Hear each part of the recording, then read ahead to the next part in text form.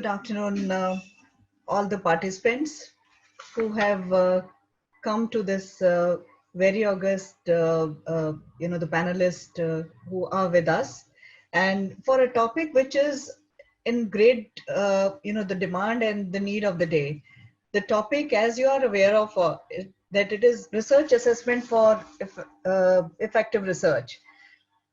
We know that from QS World University Ranking to the Times Higher Education Rankings, most of the world university rankings give a lot of importance and weightage to the faculty publications during calculation as well as for assessment. Isn't it surprising that most Indian universities are not top listed in the first 100 ranked universities of the world, despite of so many efforts? In spite of our intellectual capital, barring a few universities or institutions like ISC, Bangalore, IITs, why other institutions are not able to produce world-class research? Also, why is it that expect a few topics like physics, chemistry, we produce only few world-class research publications in this subject, these other subjects? For instance, almost half the South Korea published articles in physical sciences, and in India, about half the articles explore topics in chemistry. New Zealand, on the other hand, publishes across much broader range of the topics. So there are a number of questions which are coming in our minds. How we can maintain the quality and quantity of research outcome simultaneously. We have observed that total research funding allocated by the government is not uniform in all the domains.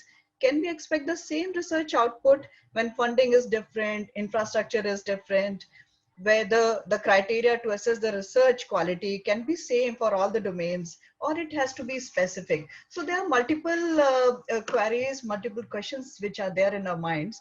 So to answer some of those, we have today invited Dr. Mrs. Chitra Rajgopal, who is the Distinguished Scientist, DGRM, DRDO, Ministry of Defense, New Delhi, and Professor S.K. Kar, who is the former Vice Chancellor, CCS University, Meerut, Maya University, Noida. He was also the Vice Chancellor of JP University, uh, Solan. So just to give a brief introduction about the speakers, let me just introduce, first of all, Professor S.K. Kar. Kak sir is BSc Electronics Engineering, MTech, and PhD from ITBHU. He joined as a faculty in ITBHU in December 71. Then after that, he was the director of computer science in BHU itself. I'm just naming few of his credentials with us. Uh, he was the chairman of Telecom Services Committee, BHU, President IT Gymkhana, and since his student days, he was very active in engineering model making activity and learned how theoretical knowledge is applied to solve real world problems. So he has engineering skills, translated many ideas into active products, and have won many of the awards, prizes, and also the US patent. He published many papers, and he established multiple labs like communication lab, optical communication lab, digital communication lab, etc. And he was also instrumental in starting MTech program in communication systems engineering in ITBHU. He completed 6 R&D projects with DAE, AICTE, DRDO, MIT, and ISRO as the principal investigator. He has been, he has contributed variously to electronic product design, technology review, and helped many government and private industries solve complex technical challenges. He has been the advisor of DRDO for EW project. Then he was the director of JP Institute of IT Noida till 2016. Then was the independent director BSNL board from 2008 to 11. Then he was the vice chancellor of Chaudhry Charan Singh University, Meerut, and VC Mahamaya Technical University, Noida.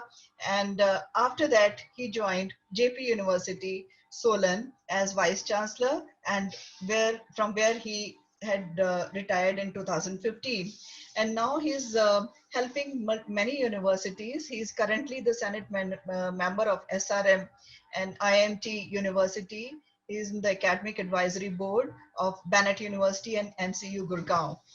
Now, the other speaker with us is a distinguished scientist in DRDO, Dr. Chitra Rajgopal, who is the DG DRDO, and she currently holds the post of First Appellate Authority, DRDO, and she has a strong academic credentials. She has the bachelor degree in chemical engineering and from Punjab University, Chandigarh, and after that, she has done her PhD from IIT Delhi in heat transfer.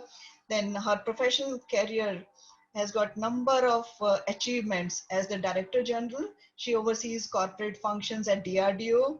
Then she is looking after planning and coordination, finance, material management, civil works, estates, etc. And prior to DG's role, she oversaw the functioning of two labs, Center of Fire Exclusive and Environment Safety and Institute of System Studies and Analysis, and 3 corporate directorates. And before taking this charge, she held the position of Outstanding Scientist Director, Center for Fire Explosive and Environment Study.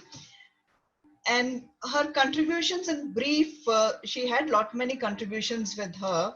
Just to give you the idea of about her contributions, she is involved in policy level transformation in ammunition storage for the armed forces. She is involved in design and development of heat transfer equipment and combustors for MOD applications, integrated software package for risk and hazardous analysis. She is involved in safety management initiatives, system safety analysis. She has got 104 publications in Indian as well as in SCI journals. Infrastructure facilities established in DRDO, simulation and modeling, she's involved. Major policy initiatives of the government, MOD, she is involved. Meeting national regulatory obligations, international treated, she is there.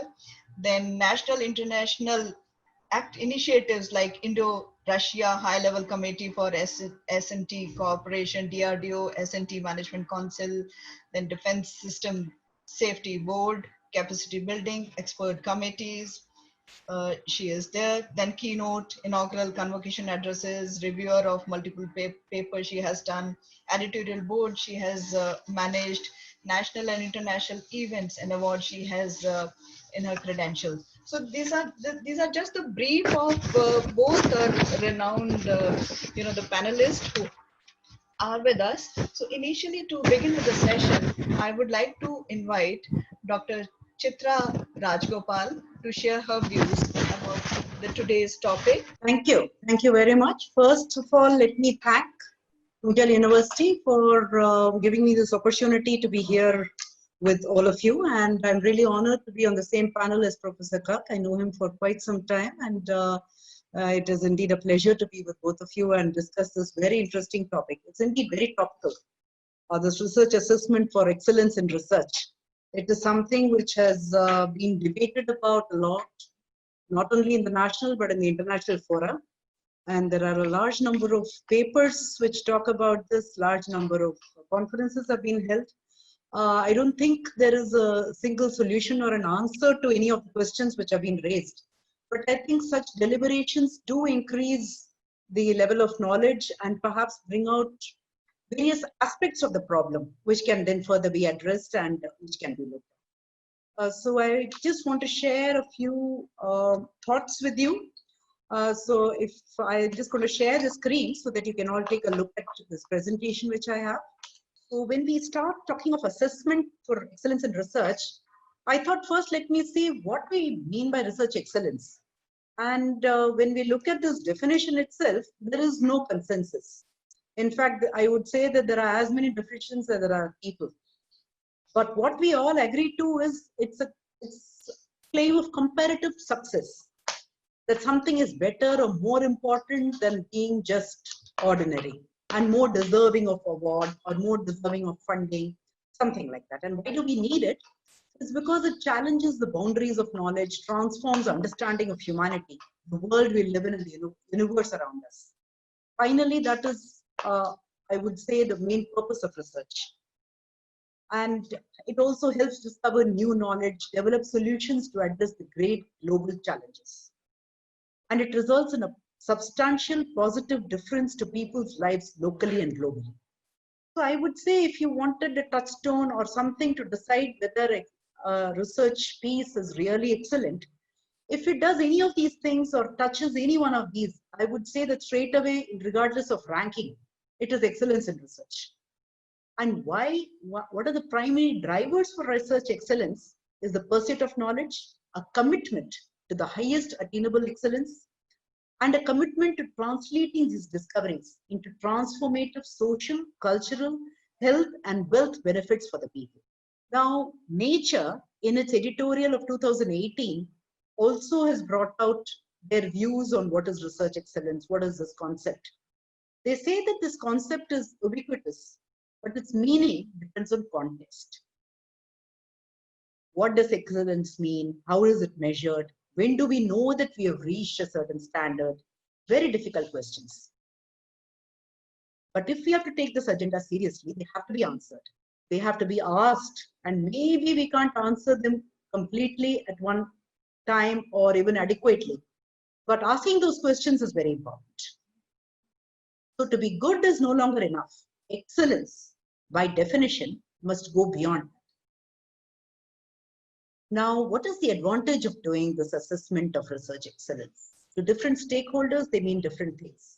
For the government and other funding bodies, they want to know which is the most effective, how to use their money most effectively. It informs strategic decision making for all these stakeholders. And local resource allocation, it helps in that. And also performance incentives, you can incentivize people and you can find out who's producing better research or higher quality research and maybe incentivize them. Contribute to the institution's reputation. And of course, students, when they apply for institutions, generally look at all these ranks and what kind of assessments have been done by various international and national bodies. And they use that as a method of deciding where they should apply for. So it's a good means of organizing funding and rewarding science and scholarship. And it brings out the benefits that research has to society in the broadest sense. So having looked at what is the general acceptable definition of research excellence and why we assess it, let's look at now quality assurance in research. What exactly do we mean by that? It is a summation of all the techniques, systems, resources that are deployed to give assurance about the care and control with which the research is being conducted. So what does it typically look at? The responsibilities of those who are involved in the research, the transparent project planning which goes into it, the training and competence of the staff involved, the facilities, equipment, whether the procedures and methods are documented adequately, what are the research records, the handling of samples and materials. In fact, this is very important because one of the questions which was raised in the beginning is why Indian research lags behind. And I think the answer is to be found in some of these as well. Because we don't maintain records, we don't document our procedures adequately, we don't have a project planning or we don't make it transparent enough. So some of the answers are to be found in QA. What are the essentials of QA? We are not exactly following that.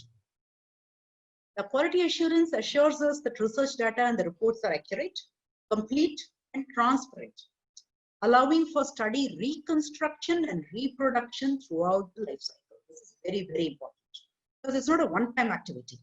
We do a quality assurance and we do a research assessment, but the results of that have to be available for the lifetime of that institution, so that we can go back to it, see where we went right, where we went wrong, what improvements we need to do, and so on and so forth. Now, if we look at the traditional approach to quality, it's a value addition approach. We looked at the internal resources, that is whether our faculty has an impressive set of degrees, whether the number of books and journals are good enough, whether it's an ultra-modern campus, what is the size of the endowment, whether the efficient use of resources is there, and whether we are producing uniquely educated, highly satisfied, and employable graduates. But when we look at the concept of accreditation and ranking, they are different forms of quality assurance mechanisms. Accreditation is a stamp of quality, and it assigns a particular grade to an institution independent of others. It's a periodic quality assurance mechanism, and this is over and above the regulatory checks and balances which are built into our universities, colleges, and other institutions. Whereas ranking helps in realizing the position of an institution according to its performance in comparison to others. If we look at various methods of assessment of research, the most commonly used and still widely accepted is peer review.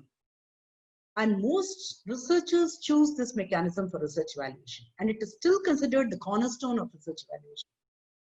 The other way of looking at it is arithmetic calculations, which is bibliometrics. That is another dominant method of research. It has come into a lot of controversy, but it is still being used extensively. It consists of a publication count in journals, conference proceedings by either the individual or the institution, and the citation count of these publications over a period of time, the index is calculated, and so on and so forth. Something which I would like to bring into this discussion is the use of data mining and analytics as a powerful tool for handling decision making and forecasting techniques. This can be used in research assessment as well, because whenever we do research assessment, a huge voluminous amount of data is there which needs to be put together. First of all, accessing the data and then analyzing it and making sure that we are able to do it year after year and uncover hidden trends in that data, patterns, and then make accuracy-based predictions. So for all this, I would recommend as a part of this panel discussion that we should look at this very extensively. The other thing which I would like to bring in is fuzzy logic, because most of these decisions are taken on the basis of sometimes fuzzy data. I'm not talking about the actual data which is collected and from publication figures, from journals and other things. But there is some data which is fuzzy in nature. And since we are dealing with a very subjective kind of decision making here and number of criteria involved, I would suggest that we use a quantitative ranking model based on multi-criteria decision making using fuzzy logic. So this is another suggestion of mine which you could look at. Now the ranking of universities, I think already Dr. Vandana has mentioned some of these. The most prestigious ones among them are the Times Higher Education World University Rankings, the QS World University Ranking, the United States National Research Council Rankings, the Shanghai Jiaotong University Academic Rankings, and the Center for World University Rankings, Saudi Arabia. Each of them has different weightages, different parameters. We can take a very quick look at these because I'm sure many of you have been using this extensively, or at least looking at them extensively. So it is really nothing new for you. If you look at the Times Higher Education one, they give 40%, which is a very large quantum, higher weightage to academic opinion or peer review. The citations per faculty is another big chunk, 20%. Whereas employers' opinion is 10%, international faculty, how much of percentage of full-time international staff is there is 5%, international students is 5%, and then the student faculty, that is full-time equivalent faculty-student ratio. That is again a big 20%.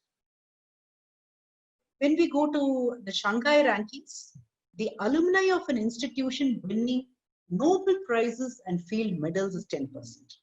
Now, if you could see, this ranks nowhere in the previous one. So this is a completely new parameter. And then staff of an institution winning Nobel Prizes and field medals, and then highly cited researchers in 21 broad subject categories, which they have selected, and then articles published in Nature and Science, articles in Science Citation Index, and academic performance with respect to size of an institution. So as far as I can see, none of these are reflected there, except maybe highly cited researchers to some extent when we talk of the publications. When we talk of Saudi Arabia, we see that they have distributed the highest highest weightage is being given to quality of education, alumni employment, and quality of faculty publications, whereas 5% has been given to publications as a whole, influence, citations, broad impact, and patents. Now let's look at India. Traditionally, in our institutions, we have maintained a segregation of teaching and research, which has led quite a bit to the lack of research culture and lack of original research. This is again to answer some of the queries raised right in the beginning of our discussions in this webinar. Still, many of our universities, many of our educations of higher learning consider the teaching and the faculty who is teaching are kept apart from the faculty who do research. And this it's not a very good trend. I think this is something which we need to address. And the second thing is, for enhancing quality and authenticity of research and to boost the number of researchers, we need a number of initiatives. Already the government of India has taken these. In 2013, MHRD had launched the Rashtriya Uchkar Shiksha Abhiyan. 2015, they had the NIRF, which I'll talk about a little bit more, the National Institutional Ranking Framework, which is more India-centric compared to the others we looked at. 2016, UGC announced the Institutes of Eminence scheme, which is again a very laudable initiative. 2018, the Prime Minister's Research Fellowship, and study in India to attract foreign students.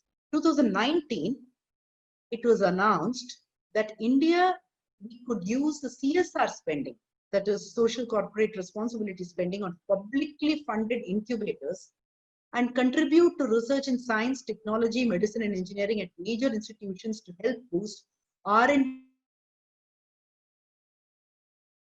investments in this country. This is something which needs to be encouraged, because industry is there which needs research in certain areas. And we have a huge pool of researchers and highly qualified faculty who can fill in this gap. Now we need to bring in the two. And how do we do this? With this kind of initiative. If we say that this can be considered a CSR, many industries would come forward willingly to do this. Fund incubators and put in money into various research proposals, which later can benefit them.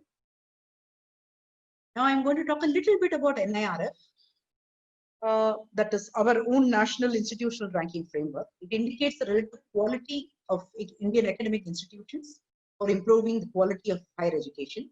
It has an India-centric approach to enable our institutes of higher learning to realize their potential so that they can emerge as world-class institutions.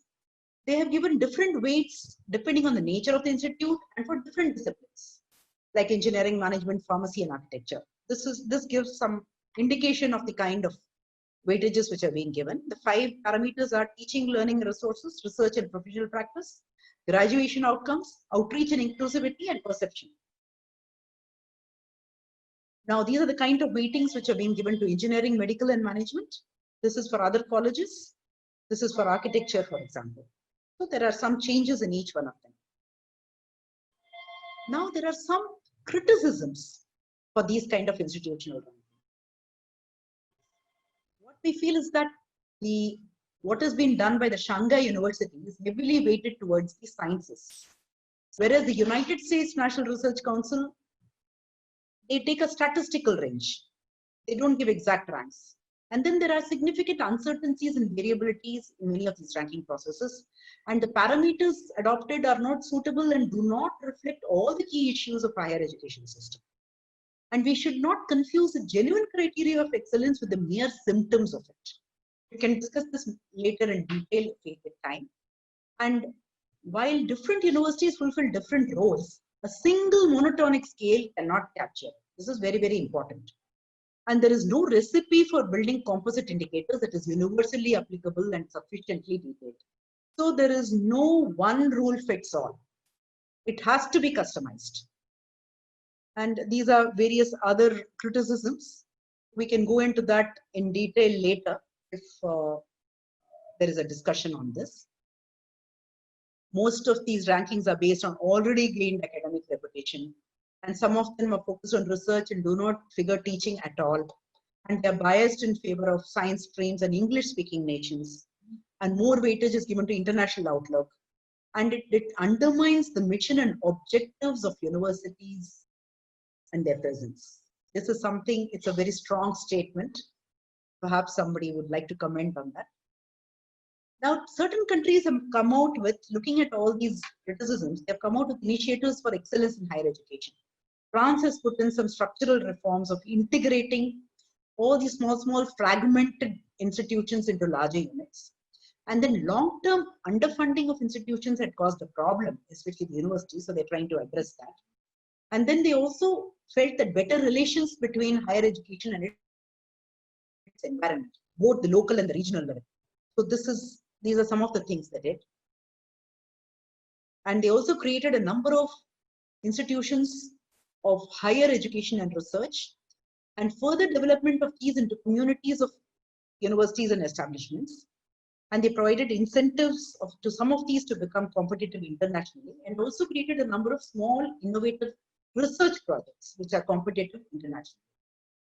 Now, if we look at it, University of Edinburgh, they looked at interdisciplinarity, means research without boundaries, open structure, cross-cutting, and then internationalization. That means a large part of their staff and faculty were international.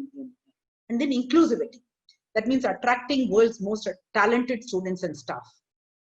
And if you look at UK, that REF, this was undertaken by 4 higher education bodies, and they carried out a process of expert review, and they took 34 subject-based units of assessment, and for each submission, 3 distinct elements were assessed. Now, after looking at all this, I had a few thoughts to share on what we can do to enhance research quality. One is, of course, to make our curricula dynamic. Because very often we find in some of the universities that, what is being put in place 10 years before, 15 years before is still being followed, regardless of the changes in our environment, regardless of the fact that now the challenges which are in front of the nation, in front of the globe are very, very different. We're looking at climate change, we're looking at energy crisis, we are looking at pandemics, and we are looking at ethical issues concerned to biotechnology, we're looking at cyber criminology, so many things which we had never thought of before. So unless we train our students both through teaching and research to address the existing challenges, all this education would be of no use. It would merely remain a certificate on paper. The second thing is internationalization. Encourage collaboration, student-faculty mobility. You recruit quality human resource for teaching and make them feel worthy, pay them more. Improve the quality of regulation. And then reform the university exams to test understanding, knowledge, and skills. Recently, there was a lot of debate on the open book method of examinations, especially in the light of this pandemic, where it's very difficult to actually call a large number of students and make them sit in a room and give the exam. So they were to give their exams sitting in their own places, but how to ensure that they don't cheat? So if you test their understanding, then it is a much better way of doing it in the present circumstances. Then also institutions should provide skill-based training to ensure self-employment. This is something very, very important. Skill India, which is another initiative of the government, is, I think, addressing this issue. So for concluding my presentation is that for improving the quality in higher education, we should have priority on key challenges facing higher education and focus on developing quality infrastructure in the existing universities. So because organizational performance depends on the level of infrastructural supports, the quality of human resource, the academic ambience, I'm sorry, there's an E there, knowledge exchange, international orientation, regional involvement, and autonomy. So while translating the institute's achievements in teaching and research, the level of such support should also be weighted adequately. This will answer another of those questions which we were trying to debate as to why different institutions, have such a large difference in ranking. This also we should look at in the context of support.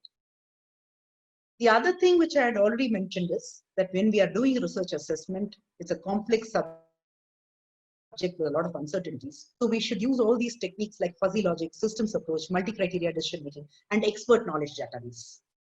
We already use it in some form or the other, but then if you concretize it in, into these terms and terminologies, then it helps us to actually make sure that we are using them at the appropriate time and the appropriate. So that brings me to the end of my presentation. Thank you very much for your patient listening. Thank you very much, ma'am. Very much informative session we had, and I'll request the participants. To raise their questions in question answer box, and very nicely you have summarized. Now we'll move on to our next speaker, Professor S.K. Kak, who is the very renowned academician and researcher. So over to you, sir, and by the end of your session, then we'll take a concluding and question answer session, sir. Thank you, Dr. Vandana. Thanks to the Munjal University. We had a wonderful input from Dr. Chitra, and it was really a platform that she set up, and I'm going to take forward from there.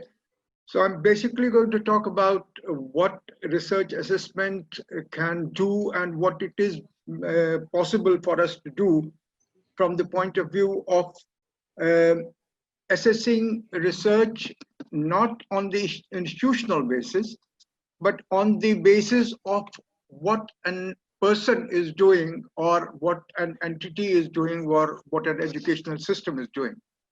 So basically, research classification, according to me, is research in academia, whether it is public universities or public institutions or private universities, or whether it is defense research labs, government research labs, or corporate research labs, which are indulging in defense equipment manufacture and defense production.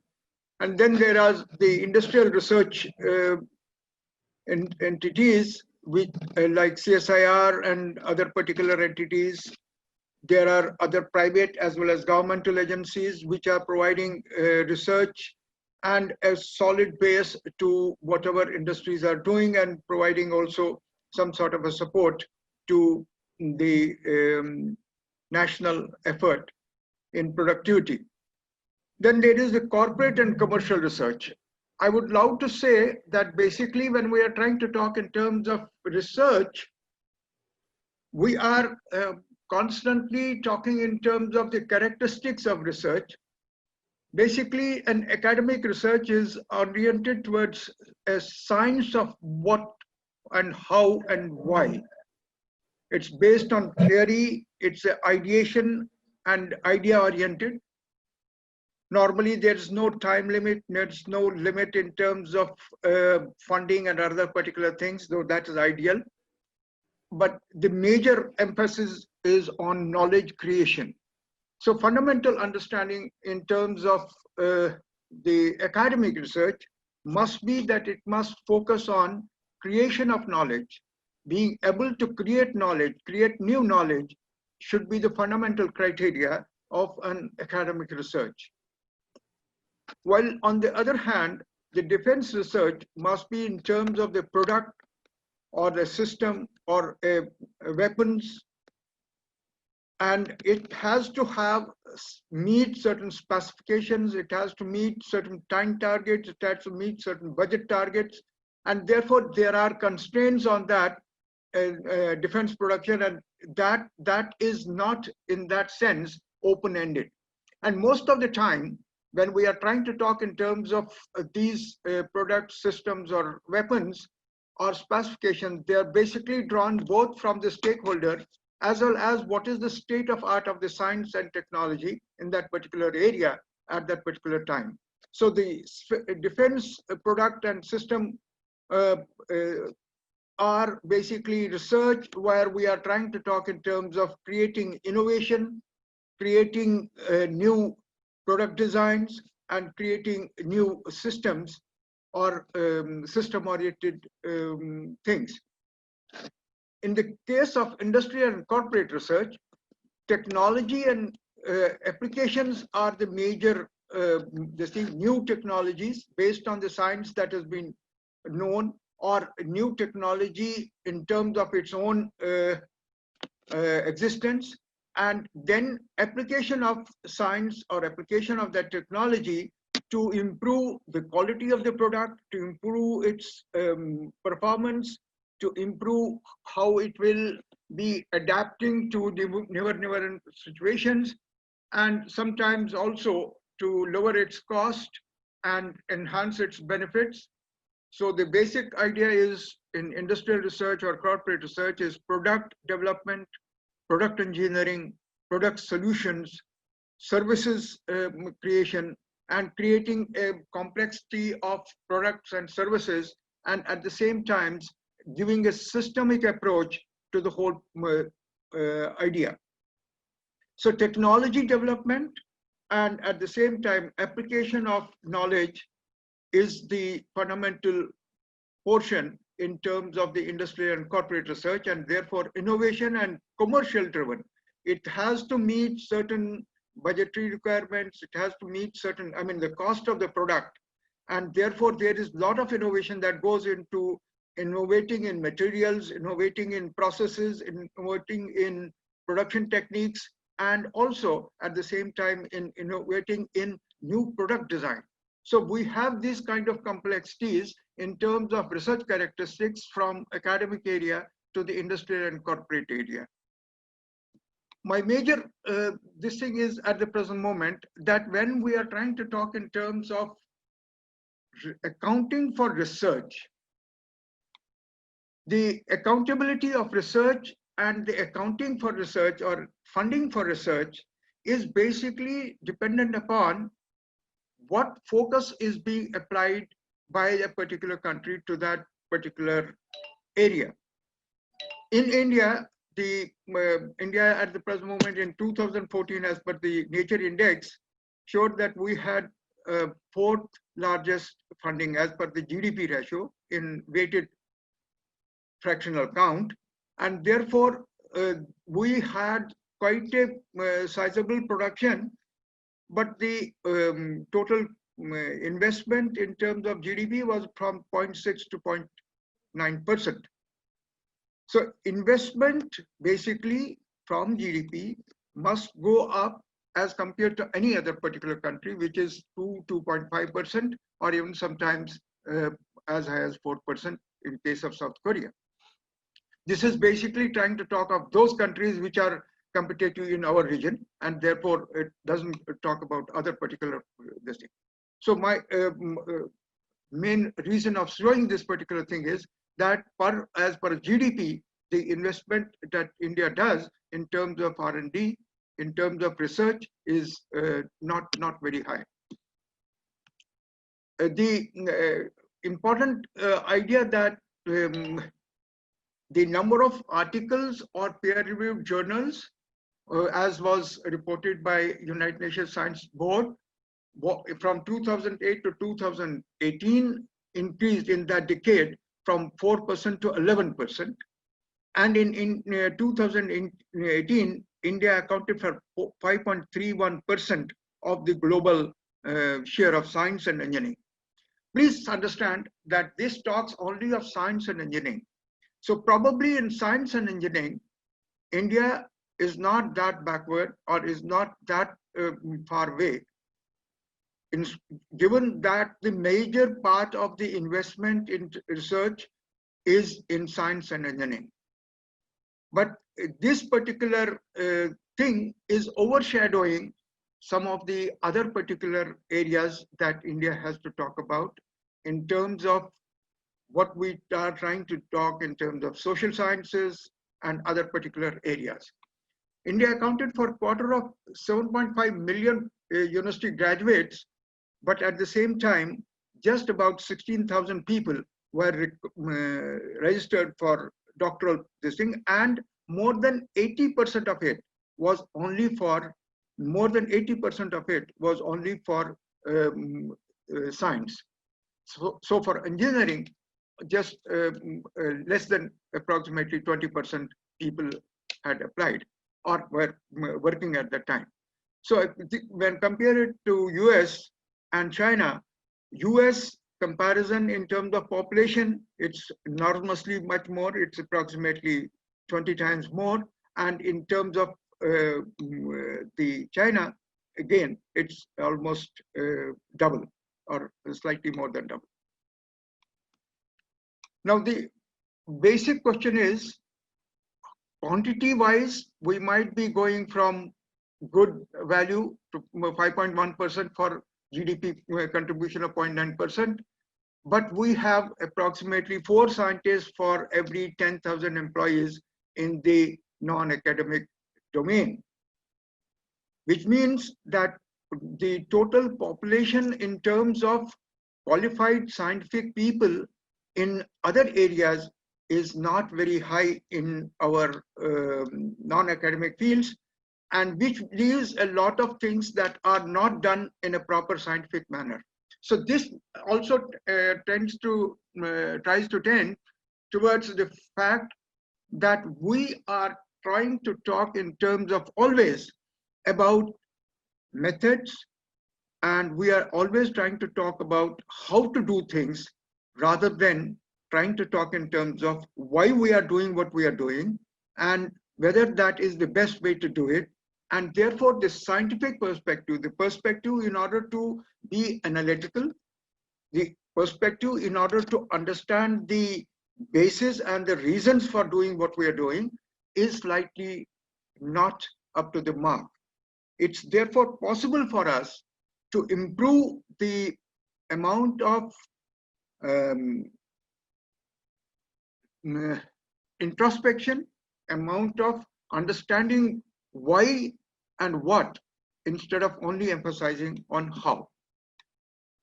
So main issues with Indian research are basically high focus on degree rather than knowledge creation. I'm speaking from the point of view of academic research at the present moment, and this is basically therefore oriented towards PhD degree.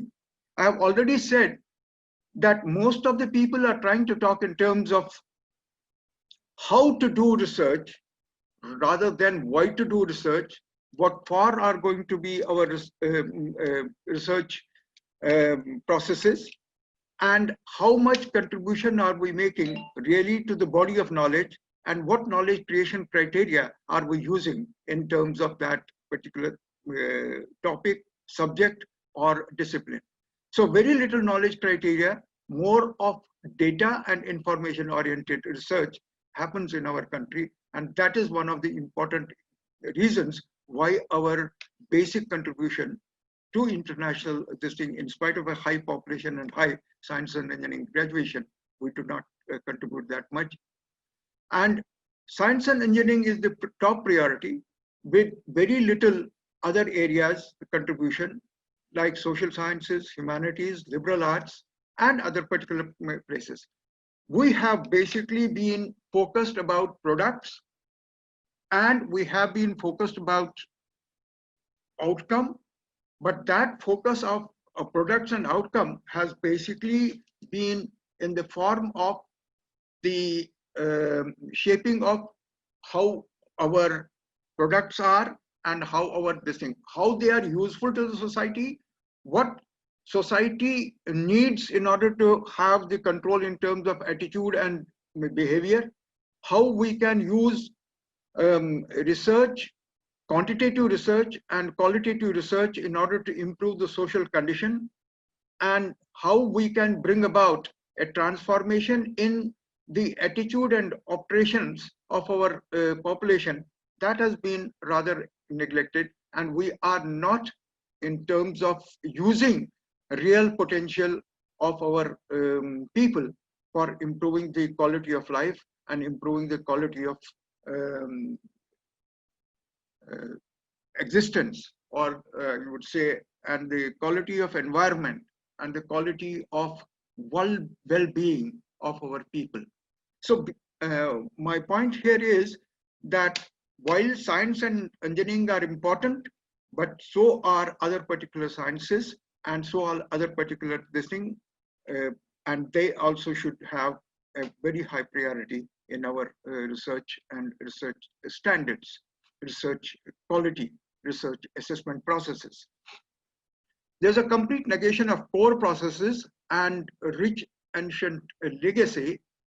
India has been a knowledge contributor. India has produced enormously in various areas, But that slowly has not been either rediscovered or has not been researched or is not being in the mainstream. What we are basically trying to do is that we are trying to talk in terms of not what is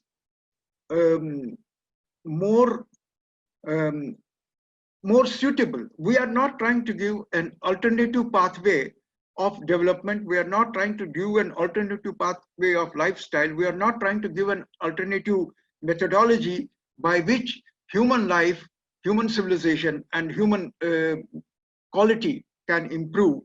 And that is probably what is being what's being negated, because we are not trying to talk in terms of what our ancient legacy has been, and that has been one of the richest contribution in terms of thought, in terms of self-discipline, in terms of self-organization, and most important of all, in terms of how man, society, and nature can interact.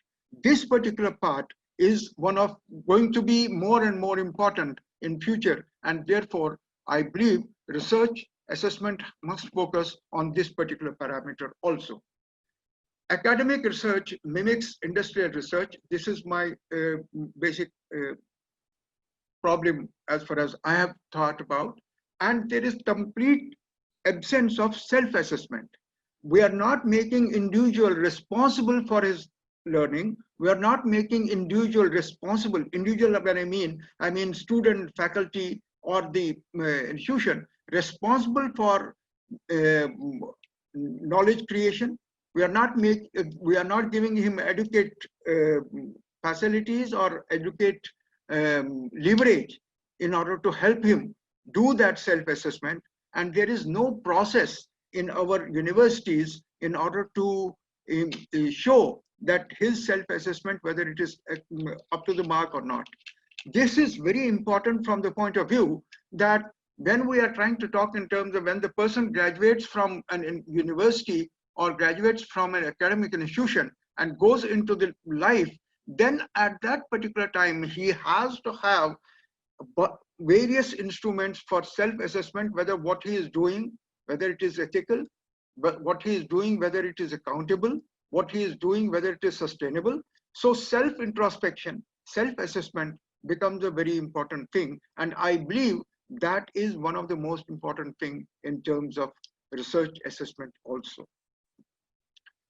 I basically am trying to talk in terms of the how our current model works.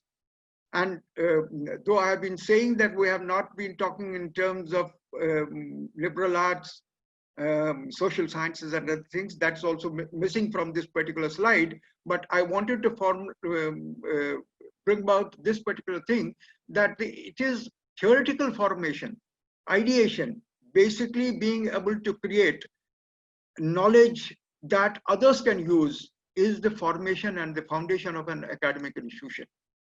So this particular thing then can be used to by defense, industrial, and corporate researchers in order to do that knowledge application, do system, product, or engineering design, meet particular goals of the society, and bring about certain business model and product quality, and with the cost, and so become competitive internationally or nationally for a particular product or for a particular service or for a particular system.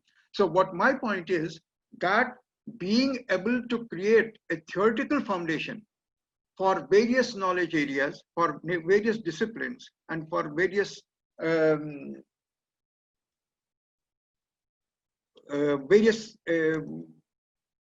thought processes is very important from the academic point of view. So academics has to concentrate on that. It has to concentrate on the foundational values rather than the only knowledge application and system design or product design. So basically what basic research assessment must be that whenever there is a research proposal, that must put forward a novel concept, an idea, a new hypothesis that it wants to test, prove, or disprove. Many of my those attendees will say that this is generally what is done.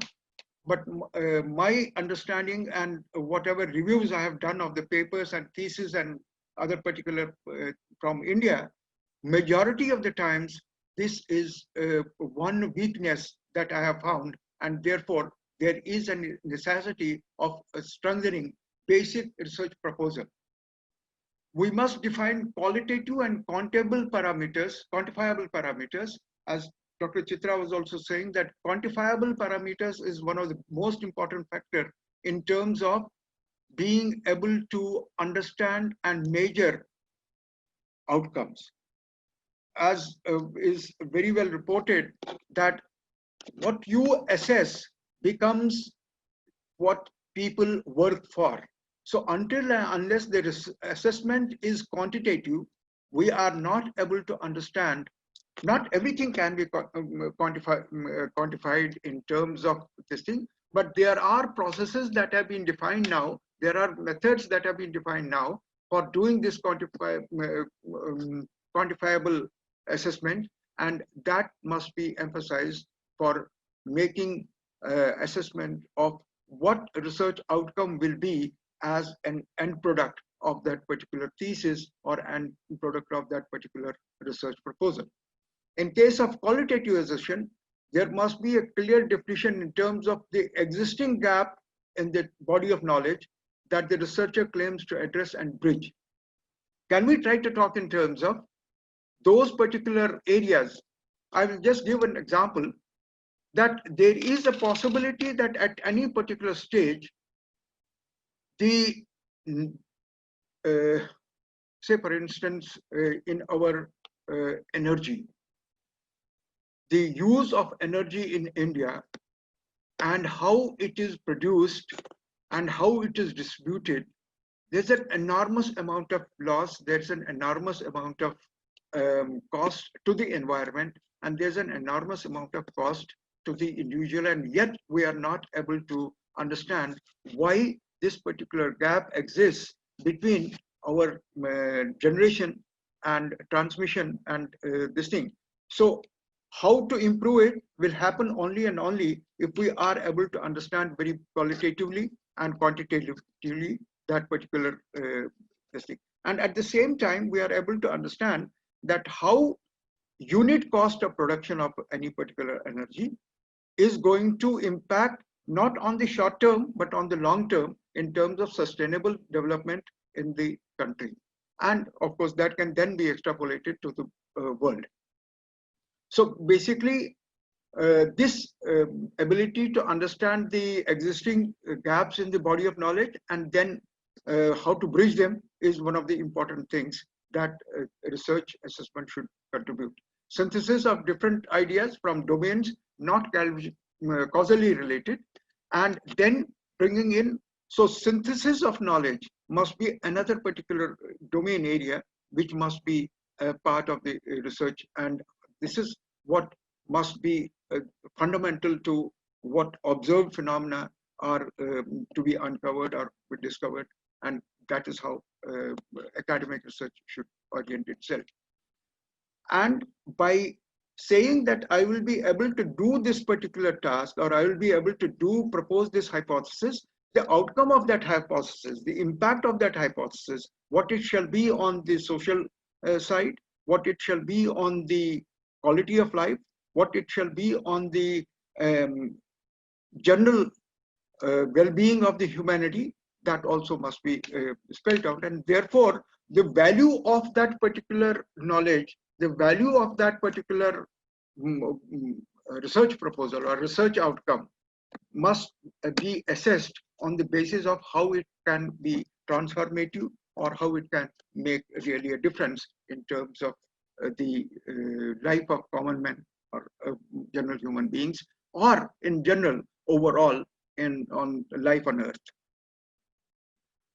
So the assessment process must be focused more on proposal stage and must meet on the basis points as defined away.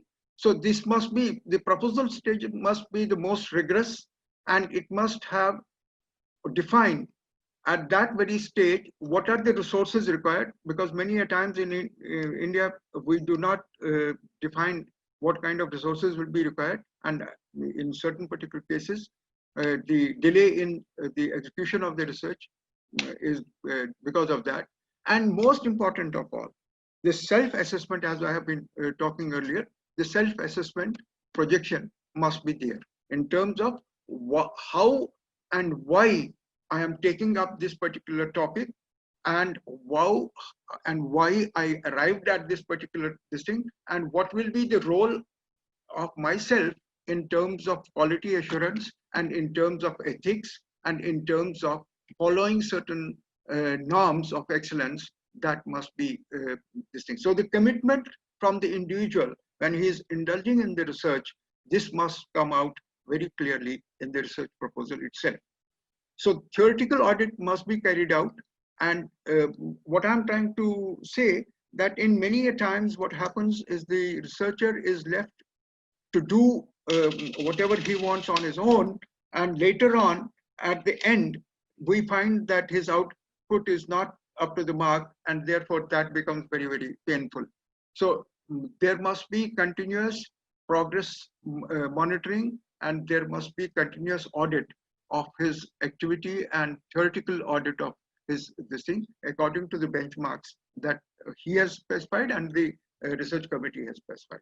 So monitoring based on a biannual progress report by the research committee must format that, and pre-submission proposal for defense of his total research, and at the end, the open defense of this thing.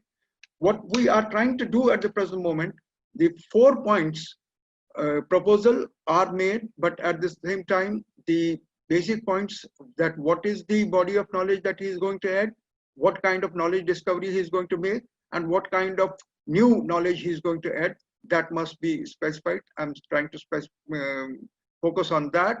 Theoretical audit is not there. Mentoring is there, but theoretical audit is not there. And at the same time, biannual progress reports are there, but predefined benchmarks for assessment are not defined, and this pre-submission and open defense are there. So there are particular things which are there, but at the same time, can we bring in some more these things so that we can ensure that the quality of research at the end will be good and useful. With this, I come to the end of my talk. I want to leave this particular thing. Excellence is a journey that needs dedication, planning, and commitment from all stakeholders. So the teacher, the student, the researcher, the higher authorities in university or in society, everyone has to be committed to excellence, and then only it will happen in an educational environment. Educational institutions are not away from society, and society is not away from educational institutions. So as the society models itself towards excellence, so does the educational institution. But at the same time, we must understand that it is the educational institution which has to provide the leadership role in society.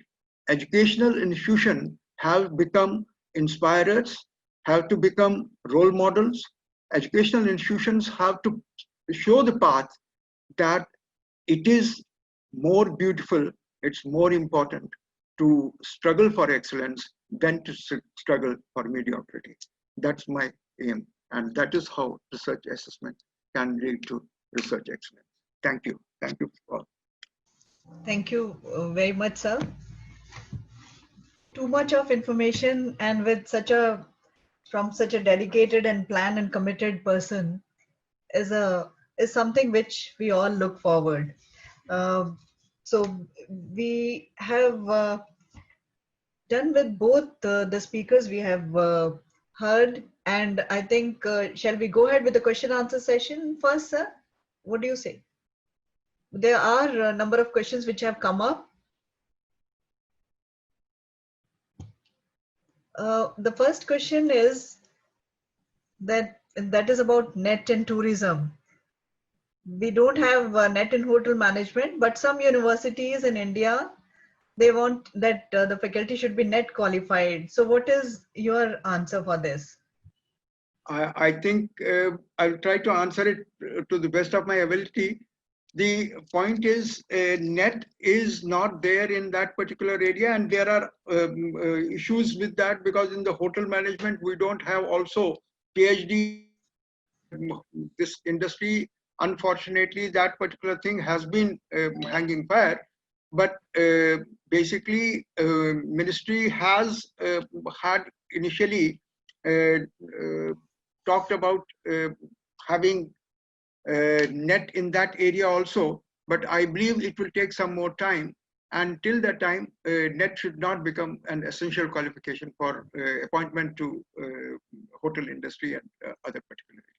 There's no other way in which it can handle. We cannot debar people from job when we are not having that kind of a examination for that. So that is wrong, and probably it will be done maybe in another particular academic session. Next section. UGC has to take a call on this. Yes, sir. The next question which has come up is like, why in India it is so difficult to collect data sets for research? Why is there no legal form like that, like they have for tax for providing data sets? So it's a different kind of question, why it is so difficult to collect data sets for research. But nowadays, lot many initiatives which government has taken, getting the data for research is not that difficult as it used to be earlier. So what do you want to say about it, sir? Well, basically, to a very great extent, there is a lot of issue in getting credible and reliable data. There's no doubt about it. I agree with the person who's asking this question. But my point is that there are attempts at the present moment in various fora that more open data sharing, more open data. This thing, fortunately, now, because every organization is supposed to have its website where it has to publish its data, that would be the only way in which researchers can get good, credible, and reliable data. So our point should be that in order to improve the research assessment, we must have, I would recommend this, thanks to his raising this question, I would recommend that we make a recommendation that every organization, every institution must make it a mandatory point that it must have open data policy, and that open data policy should be supported and this thing made visible on its website.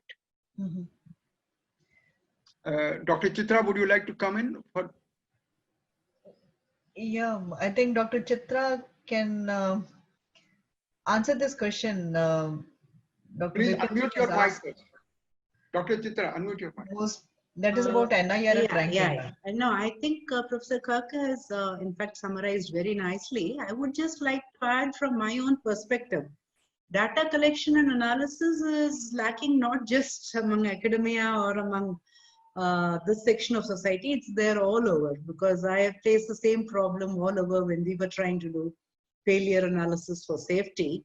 Nobody really collects or maintains data or records it in a form. In fact, part of it is they don't want to say that they have done something wrong. And partly it is, I think, our culture and our basically it is it has never forced us to do it. But now that accreditation and ranking and all these quality assurance methods are sort of mandated, I think all of us have realized that maintaining data, and also in a form which is accessible, and using data management systems is essential. There is a question, sir, like what are the prerequisites to establish a research culture in a young university?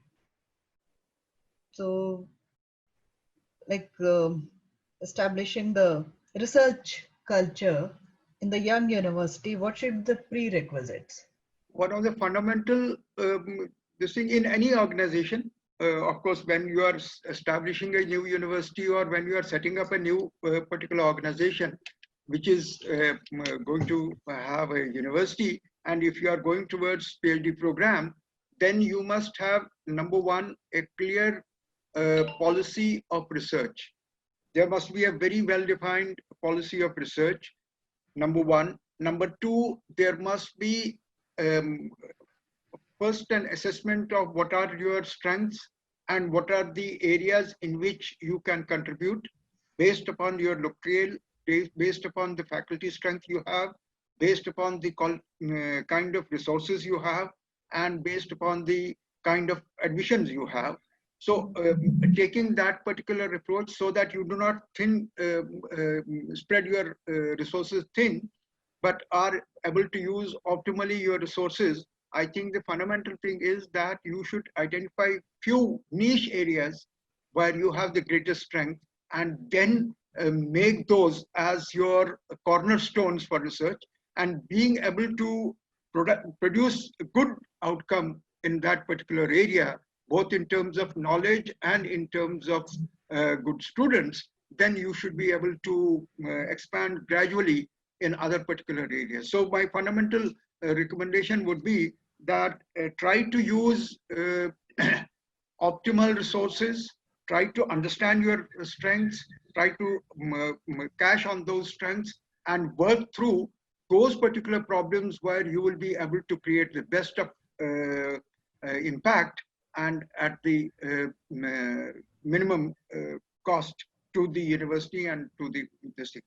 At the same time, when you are admitting students, please ensure that they have an aptitude towards that particular research.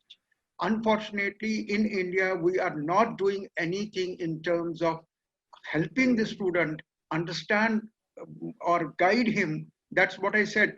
There is a necessity for what is known as a audit of or aptitude audit of the student, so that we can guide him properly, whether he is applying for the right research area, whether he is equipped well for the research area, whether he has the kind of background, and therefore if he doesn't have the background, then what particular courses he should take, and things like that. So this thing is, it is a multidimensional problem, both financial, academic, administrative, admission, and other particular things. So all things have to go in a mesh, so that in a proper planned manner, so that it can optimize outcome.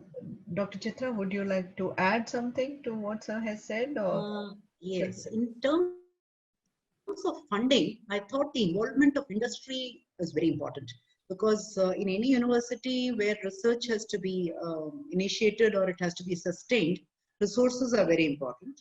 And it's also important that that research, it should reach the society, it should reach the public at large, the outcome of the research. So to that extent, it is good to get problems perhaps from the industry. It has both pros and cons. The advantages are that you will be actually addressing real life problems, and you'll be helping the industry or the society. Second thing is, probably they'll fund research so that resources are not a constraint. But on the other hand, if it is industry funded research, there is also the thing that it may be, it has its own issues, that it could be one-sided or it could be biased. The second thing is, you have to assess ability and motivation. Then only you'll be able to see how to motivate your, or how to get research on board in your university. There'll be people with high level of ability and motivation. There'll be people with high ability, low motivation, vice versa, or people with where both are low. So the kind of approach you use for each of these four categories is very different. So for some, it could be incentivization or providing the facilities. For some, it could be putting them in touch with peers, putting them in touch with others who have done, international or global or national level researchers who have actually gone through those roadblocks, who have been successes. Mentoring programs may be the answer to some of them. So it is not a single answer for all. You really have to assess what exactly is required for your specific set of people. So another question was, like most private institutions do not receive government funding and support, but they are ranked in similar grounds as well as central government funded institutions are concerned. So given the huge amount of funding from like IITs, and shouldn't the NIRF ranking must consider the inputs and output factor in terms of money and grants too? I think it's a reasonable point, but what my answer to this particular query would be that the ranking per se should be independent of whether you are a private or public institution, because when a student wants to join a ranking is basically, as Dr. Chitra had pointed out in her presentation, ranking is basically for the others to understand which are the universities in which particular field and in which particular area the student should approach them. So therefore, ranking should not be dependent upon whether it's a private institution or public institution. Yes, given the particular kind of bias against private institutions, but I think that is slowly dissolving. There are now private institutions which are being funded by the government. And so the answer is not to have separate NIRF, but the answer is to allow proper, open, merit-based competition in getting funds from the government for research. That is my particular thing. If you have a certain amount of funds, let it be open bidding by everybody, and the best people should get the funds so that the nation benefits optimally from the kind of resources that it has. And this is probably one of the best things that United States National Science Foundation has done. It has no barriers between private or public funded. As a matter of fact, it's reverse out there. Most of the top universities are private universities, and therefore they corner almost 80% of the budget. And this is also a misnomer in the US that the private universities are private. They are mostly funded by National Science Foundation and things like that. So let's be very clear that yes, Government of India or any particular this thing has to say that the total funding will be based on the best possible proposal in that particular area. So don't change NIRF, but change the funding process. Sure, sir. Very well answered, in fact. But those who don't know much about this particular field, they can just generally differentiate, like among the private institutions, this is ranked first, and among central government, this university or institution has ranked first, just to satisfy something. But the way you have answered is actually very, very informative, sir. Shall we move on to the next question, though we have crossed the time limit, in case it is not a problem with you, sir? No, it's not a problem with me. Oh, I can be here for another 15 minutes. Okay. Thank you so much, sir. So another question which has come up is, how what can be done by university to graduate from a research culture of just publishing papers to application-oriented research? My contention is that in a university, that is what my basic proposal was in the presentation that I made. Yes. That application research is not really part of the university. University should try to have basic knowledge creation, foundation knowledge creation. But yes, there are certain particular things when they have to have. I'll take one example. How many of us are using equipment which is manufactured in India? How many of our institutions are making our own equipment?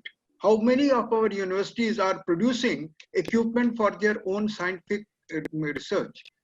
I remember that when we were students, we used to make many of our, I remember for doing some particular this thing, we had to make our own vacuum chamber and vacuum system so that we could do some particular experiments. Similarly, other particular areas, we had a lot of this thing to make inside. And that makes you understand that what and how to make use of local resources, how to make use of adaptive this thing. And also at the same time, being able to, when you devise your own instrumentation, when you devise your own instruments, when you devise your own experiment, then you can have a much better control on what you are measuring and how you are measuring, and on its accuracy, the error patterns and other particular things. So my take on this is that applied research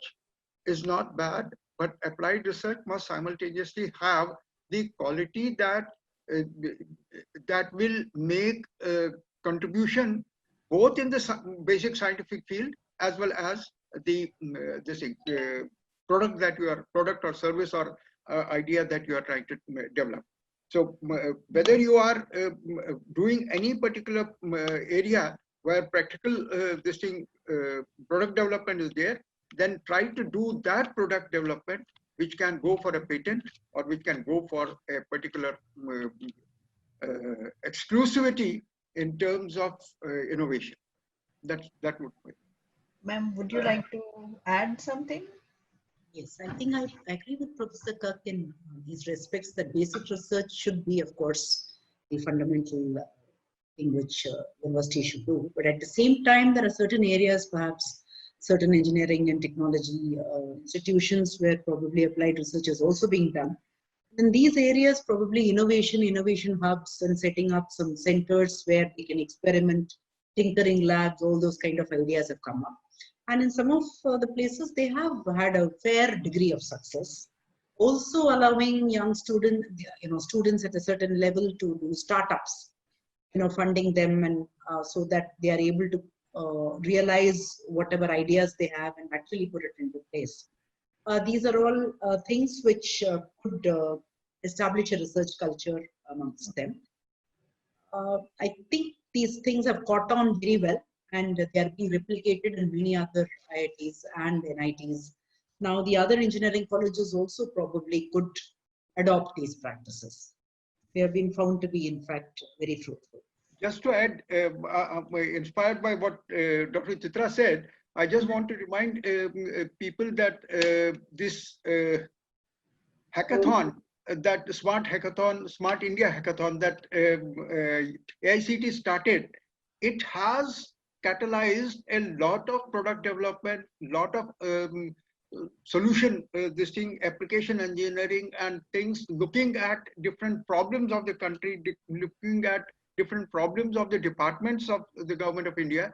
And therefore, it should be one particular stepping stone leading to what is then, as she rightly said, innovation labs, then to tinkering labs, or some inputs from the what's known as startup hubs. So this particular ladder of starting from ideation, taking problems from the government departments, converting them into a competitive environment, and funding then those competitive environments which have been selected as best, and then putting them as startup hubs, is a very good area in which this thing. Thank you, Dr. Chitra. I had forgotten about. That's very well answered, sir. Another question which has come from Dr. Suchitra Rajput is, what are the best practices to motivate engineering students towards research? So that reminds me, for you being the chairman of MHRD ICT committee for Stanford Students Learning Assessment Project. So with this, I just reminded of your guiding and being in the committee. So that's fantastic, sir. Actually, very. I mean, we have been struggling for past 3-4 years in order to understand how do we promote research in actual areas that are of concern to India and that are of a unique thing to India, and that has been this thing. So my one thing is creating a basic culture of research, creating a basic culture of inquiry, creating a basic culture of how do I solve this problem, creating a culture of basically, I'm not here only to read a book and vomit out that particular thing in the exam, but I'm here to learn and knowledge and then apply that knowledge in order to make life better for myself and for others. So that is the mantra that we have been able to follow. This thing, the Stanford committee came up with a good good report though it's not yet final. But the basic thing was, how do we understand? And that is where it came out that many of the things that we are overlooking in our education system become critical. They did a study that because of the smartphone, how much time students spend and sleep, how much time they are able to concentrate on their studies, how much time they are spending on coding, how much time they are spending on learning other particular aspects. So their one particular finding was that in India, generally engineering students spend more time in coding rather than in core subjects. And that is what they wanted to discourage. And they wanted us to say this, tell to the students that coding is not engineering, and engineering they must try to concentrate on other particular things. So what I'm trying to say is that there are some very good these things that have come.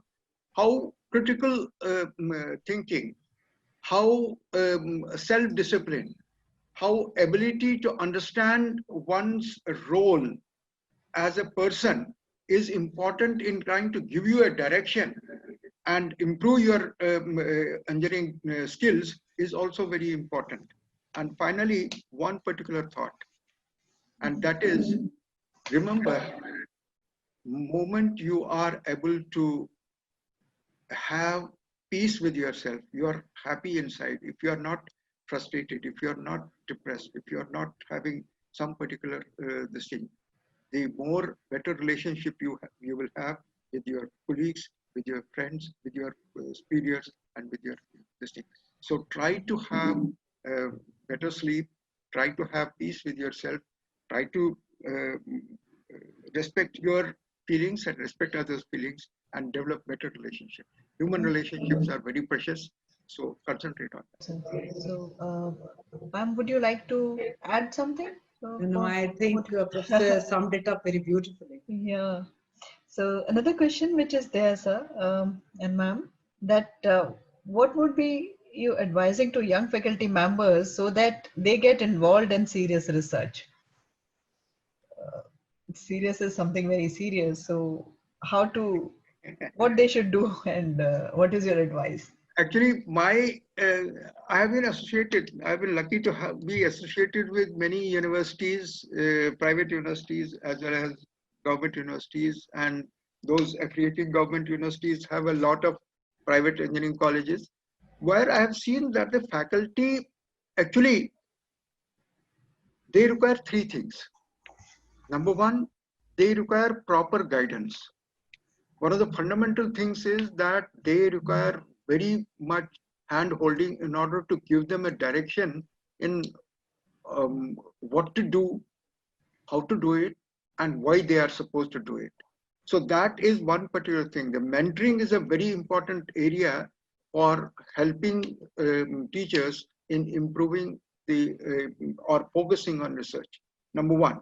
Number two is that they must know how to approach for funding if they have this thing, and there must be some seed money given to them in order to start first that area which they want to explore, do some funding in that, and take it forward based on that results, publish something, and then on the basis of that approach some government agency for a particular grant. The third important thing is that while you are doing this, at every stage you must understand how you can maximize output and minimize your wastage. Wastage of any kind, wastage of time, wastage of resources, wastage of this thing is a criminal thing in a country like India. We are a poor country. Therefore, please do take care of that. But most important thing is ideas are free, but ideas are very costly. Understand, if somebody has given you an idea, if somebody is trying to help you, you must appreciate it, you must respect it, and you must have the right kind of spirit to imbibe that idea. Unless you are, that's why I said self-assessment is a very important area. If you are dedicated to research, if you take a view or a vow that you want to really do research, then you must try to understand that research happens if you are honest with yourself, if you are honest with your profession, if you are honest with your intellect. If these three things are there, research will happen and it will be a high quality research. Thank you. So, ma'am, would you like to say something? Yes, what I feel is that, see, the young faculty members have their own sets of strengths. They have just, not many years since they have come out from their own education, their universities. So the skill sets are there, the latest technologies they are abreast with. Those strengths are there with them. But at the same time, they don't have experience of writing proposals. They don't have experience of project management. They don't know what are the roadblocks which can come up. So how they need to do planning or risk management. Right in the beginning, they should come out, they should sort of be able to come out with what are the risks which could accrue during the process or during the progress of their research, and plan for it so that they can have redundancies. They can say that in case they don't get this equipment, what they should do, or if this idea does not progress, what else. Those kind of things they should think right in the beginning. They should know who are the funding agencies to approach. They should know what are the basic things which they need to put forward in their proposal. What are the kind of, how do they assess timelines? What are realistic timelines? So there are a number of things which they can learn from their more experienced, other faculty. So with their strengths and then with the advice of the faculty, I think they should be able to come up with more realistic and more, let us say, good proposals. Another question which is there, sir and ma'am, that is about how can the senior faculty members, like head of the department or the dean of the school or the faculty, successfully mentor young researchers? So what is their role when they are mentoring the young faculty, the senior faculty member, how they should do it? So I think it's partly answered in the previous question. Yes, that's their experience and about who are the various stakeholders. So if they have to take research forward, whether it is the industry which is funding or whether it is a basic research which they are themselves curious about, or is it going to help some section of society, maybe poverty alleviation or development in some way, or come out with a new product which helps the poorer sections of society. So some aim would be there. So the faculty members, the senior people could, one, put them in touch with the various stakeholders so that they appreciate the requirements of society, various stakeholders. They can also put them in touch with funding agencies. They can apprise them of which are the types of agencies, what exactly is the requirements from those agencies.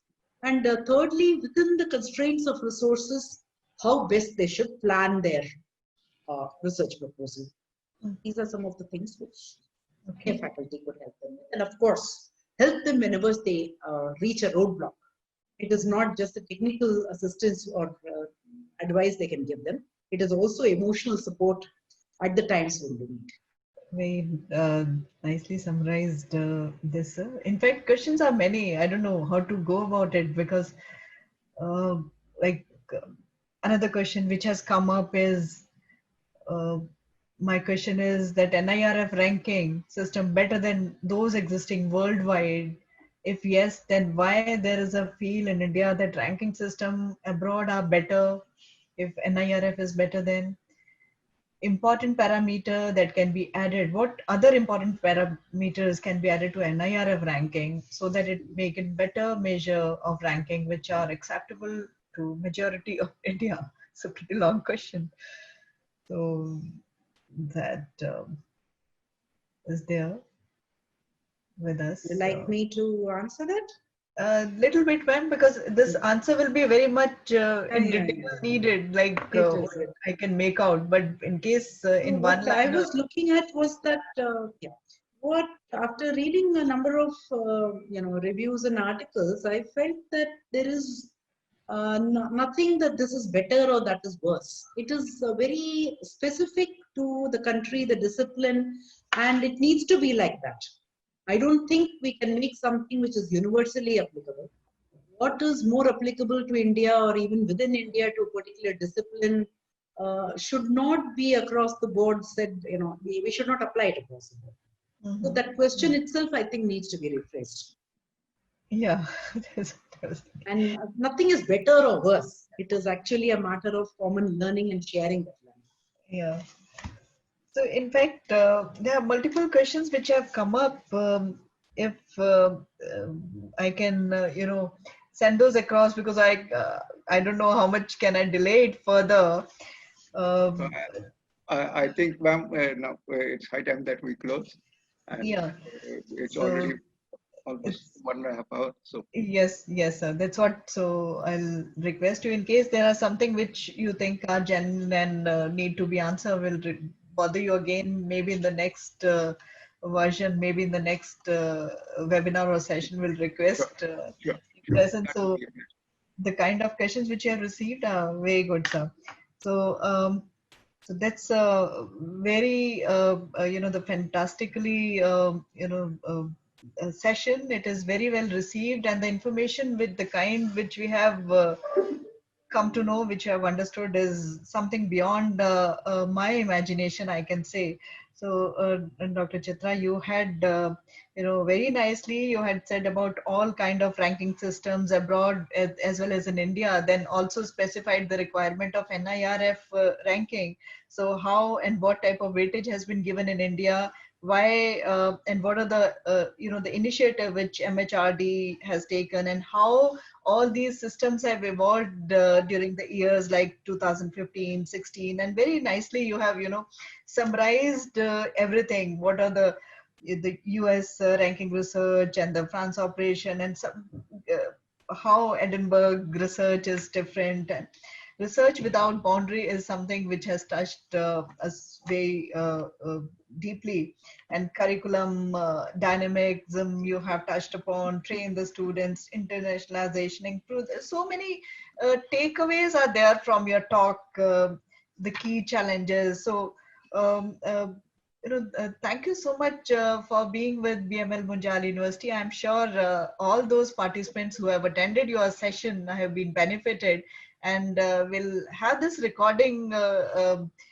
We have that recording of the session. We would like this to be shared with our students as well, the faculty members who have not able to come and attend this session. And Professor Kark, now I don't know how to say and what to say about you, because the kind of experience you bring in the system of academia as well as research is something we all look upon. Like you touched upon research in academia, corporates, and how the defense research, what are the different characteristics in the research, something beyond our imagination, my imagination, I can say, for the That's creation of knowledge. So I've seen you, sir, in the past also, and today also I have noticed depth of the knowledge. If one has to go in, there is no depth to the knowledge which you touch upon. Academics, different industries, so accounting for research, why it is different, and what is the investment, the GDP, how you beautifully you compared India GDP with other countries, why there is definitely a need for us to understand the requirement. Otherwise we just keep on saying like why the research is not that good in India, whereas so much of potential is there in India. So Indian research growth path you touched upon. You said the fourth scientists are required for 10,000 employees. So that's not very encouraging thing. The way right, sir. Main focus, what we noticed, what you have noticed in your past and now, that goes to the degree here. So there is a need to change. So self-assessment, definitely it is very much required. In fact, many of the committees like NAC and all those things, where you had been the member of NBA and NAC, so the first this thing goes to the self-assessment. So why not with research also? We should do that. And the parameters of why we, when we select that protocol, how much emphasis has to be given to the protocol, the progress has to be made, the defense has to be proper, so database has to be proper. Very delicate issues you have touched upon.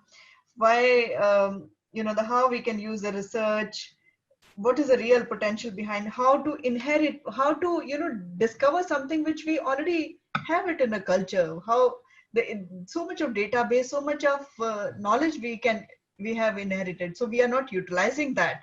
So that's a very great insight, sir. I think I can continue talk upon your session for quite a number of time. Basics of research assessment you touched upon, qualitative, and the gaps and how to bridge those gaps you touched upon, because this is such a vast horizon. And then this I'm very happy to share to our participants that this particular topic is your brainchild, and that's, thank you so much, sir, for, you know, having your you know, something which is very close to you, you're very close to your heart. You have permitted us to take it through, and you would permit us to, you know, go it into much detail so that we can come out with something which is of use for future researcher, for future academicians, and future, you know, the government who was involved in the policy making.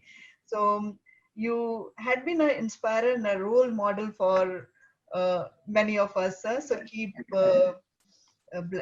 blessing us, and we'll need your support, Dr. Chitra and Dr. Kak, even in future also. Really, really very good. The way, the kind of simplicity you both have brought in with so much of substance is something very different. So on behalf of Chancellor JVSK Munjal and the President Dr. Munjal and the Vice Chancellor Dr. Manoj Arora, I would like to thank, in fact, from all those participants and the senior management, I would like to thank both of you, and to be with us at this particular platform, and we'll continue looking forward in future also. And I thank the participants who had viewed this particular session. That is a very good encouragement for us to, you know, host such kind of session. Otherwise, people are generally not that much, you know, interested. They just, as you very rightly said, they just want the output, you know, the degree, but not going to the detail. So today we have seen there are some serious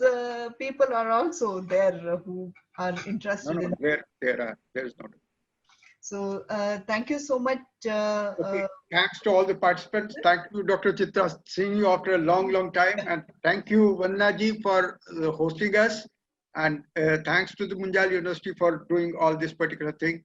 I wish them luck, and I wish everybody take care, be safe, and God bless you all. Thank you. Thank you so much. Bye. Thank you. Thank you all. And thank you once again, Dr. Vandana, for taking this forward. It was indeed a very, very important topic. And I think you brought out all the right questions, and I think the participants were also very interactive. So it was a pleasure being here. And of course, it was an honor sharing this panel with Dr. Kak. So thank you once again. It is a privilege for us, all of us. Thank you.